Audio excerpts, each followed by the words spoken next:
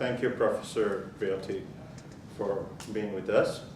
And certainly it's a rare privilege for us to hold a conversation with you. And we just came to know that you're writing a very important book, which is Dollar and National Security, which is expected to be released on the 1st of August this year. I am Shahab Khan. I work as an associate professor in international relations in Jahangirnagar University, and I hold a portfolio called Research Director of a think tank called Bangladesh Enterprise Institute. And we have Professor Paul Viotti, and would you like to say something about your current portfolio, sir? Yes, I'm a professor at the University of Denver in Colorado in the United States. And it's been a marvelous time here in Bangkok at a Strategic Studies Summit. And we came to meet here, and he kindly offered to interview me on this particular project that I've been engaged, the Dollar and National Security, which will be published by Stanford University Press, as he indicated, on the 1st of August, 2014. So, sir, we'd like to discuss something about your book. So, we have certain issues I'm quite sure our audience will be greatly benefited from the insight that you might share with us today. Now, as you know, the US dollar is always in the news. This is not surprising given the role of the United States in the world economy and the role of the dollar in transactions around the world. Now, based on this assumption, I assume three revolutionary ideas would actually appear. Money in line with the perception of security as a social construction that probably you'd be dealing in the book. You have really invented a new theoretical position, cooperative security, that you say, cooperative security through US dollar at the wake of such an interesting time when economic architecture is volatile. And of course, you have talked about democratic construction of finance, when pretty much a very important concept. This means this book will have a theoretical framework that may challenge the existing neorealist I had discussed that tends to separate global financial management, hence dollar as a medium for security stability, from national security agenda. Isn't it so? Well, I'd like to comment on that. Much as it's often said that war is too important to be left to the generals because of its political importance, so it is that economics is too important to be left to economists. Not all my friends who are economists appreciate that comment, sure. But essentially economic questions, in this case international monetary matters, are really political issues, and they relate to the dollar. Realists and neo-realists that you identify, some deal with it. Joseph Nye, for example, would refer to this as the monetary component, or I refer to it as the monetary component of hard power. Right. It's a subtitle for the book. So it's not as if all realists reject the connection between the monetary or the economic and the political, but classically realists have tended to focus on matters of high politics, militaries, strategic questions, and overlook oftentimes the economic, in this case the monetary component. What I try to do in the book is identify, first of all, that money is a social construction. So are the rules for its exchange, and you've identified that as one of the elements. I would add that security is also a social construction. Right. What we understand to be a threat, what we understand to be opportunities in foreign policy or national security policy, are socially constructed oftentimes. There's a relation between security and economy. Here I'm dealing with the monetary component in particular, and the particular privilege the United States has had by having the world's key currency since World War II at least, a role that the British once enjoyed with sterling when they depended upon the acceptance of sterling for its empire. I deal with this topic historically, starting in the late 19th century with the British Empire and the role of sterling. And without going into great detail here, essentially the torch is passed to the dollar, to the United States with the dollar, as a key element of the security calculus. Now we have other currencies joining in. The euro has joined into this, and I see it as a cooperative security venture. Historically, the United States cooperated with Britain, as did other countries, in maintaining sterling. Since World War II, countries have cooperated with the United States in their own interest, not as charity. This is in their own interest, since their own security positions depended upon the viability of the dollar. Now the dollar and the euro could be seen as competitive, but in fact the larger tendency is to collaborate, to sustain it. And a central thesis in the book is the hope that the norms of cooperative security is a term that often has been used in terms of arms control, weapons, achieving security in the more traditional way. I'm taking that concept and applying it to money, in which case the principal actors here are central bankers and treasury or finance ministry officials, not generals. But they are about security. The global economy depends upon the international monetary regime that exists, and the role of certain currencies are more prominent in that than others. The United States, for its own national security interests, also benefits greatly from the fact that the dollar has that kind of primary role. Right, sir. In that matter, I mean, one issue comes up is the security dilemmas that we see around us. So security dilemmas seems to be a major challenge as we see limited success of the multilateral institutions, henceforth the UN or, in that matter, International Monetary Fund in the developing regions. I come from Bangladesh and we have seen a lot of cases. And simultaneously, the consequent stronger euro, RMB and pound has showed, interestingly, powerful deflationary consequences for Europe. Paradox is, hence, internal demand in the US is also declining as a result of the wrenching financial squeeze that would result from federal government attempts to match expenditures with tax revenues. Now, how viable is the concept of cooperative security then in terms of dollar cooperation? Given all of the implications when currency exchange rates shift up and down in relation to each other, a multilateral dialogue is absolutely essential.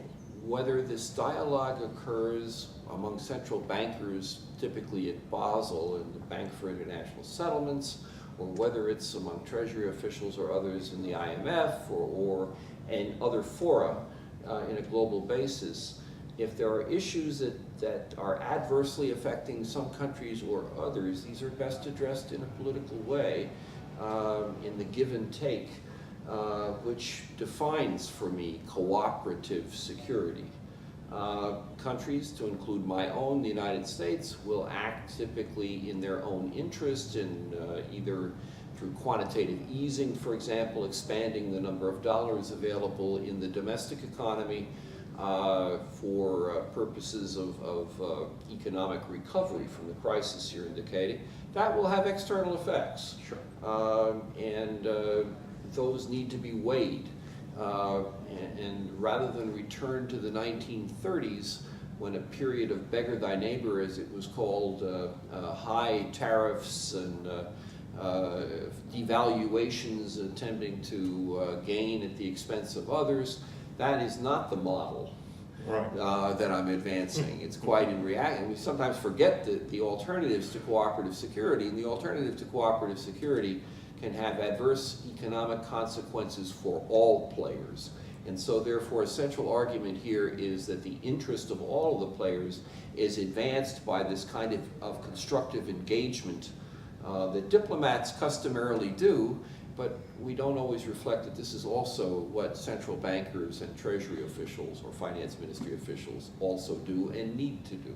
So you actually include, when you say all the actors, the military industrial complex, the corporates, and the rise of Asian economics, which are now certainly integral part of the US policymaking structure, particularly the financial structure, where we are looking into the debt issues.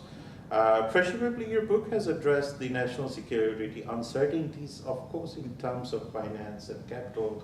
As you see, on one hand, the Asia is rising, on the other hand, the requirement for military defense expenditure is actually going down, and so the entire landscape, that's the basis, a kind of like infusion of national security or defense security and economic landscape. So how has this book elaborated on these issues?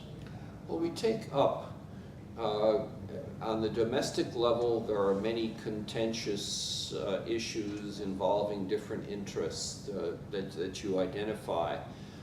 Those are worked out in a domestic forum, but then there's also the international reflections of the impacts on other countries, and it takes the particular sensitivity both to the domestic and to the external that we depend upon the actions again of the principal players here, whom I identify as the central bankers and the treasury or finance officials in their play.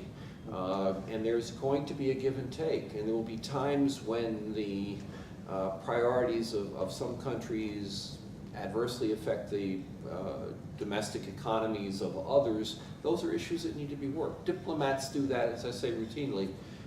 So it is that cooperative security, to sustain that, and the patience to sustain it, means compromises that work to effect a more stable international monetary regime, which is in the interest ultimately of all of the players. This is the last question I'm going to ask you, Professor Viotti. I know your time is very precious. Thank you for being with us. It looks like the apparent job of reserve currency, like dollar, is too big. I mean, reserve currency is too big for the dollar to shoulder alone.